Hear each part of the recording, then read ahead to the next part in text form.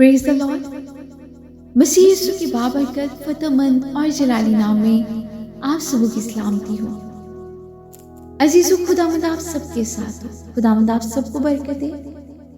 आज का दिन खुदावंद हम सबों के लिए मुबारक करे, आमीन। अजीजों, आज सुबह हम कलाम मुक़द्दस में से पढ़ेंगे तीतस के नाम पौलुस रसूल का खत, उसके 2 बाब 11 आयत से।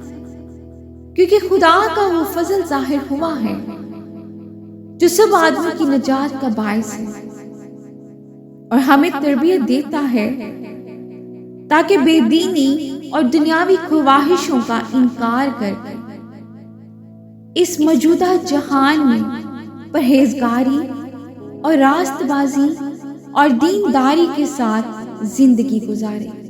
हालेलुया।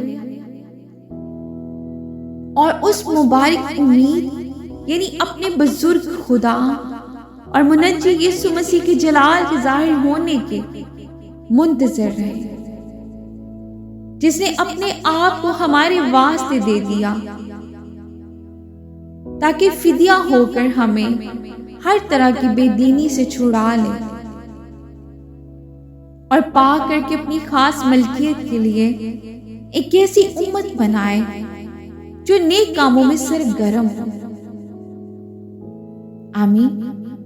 खुदावंद के जिंदा पाक कलाम के पढ़ें और सुने जाने में उसकी बरकत हो। खुदावंद का शुक्र हो। अजीजों, आज के कलाम के वसीला से खुदावंद हम सबों को बरकत दे और हम सब कलाम के पढ़ने या सुनने वाले महज ना बने, हम कलाम पर अमल करने वाले बने।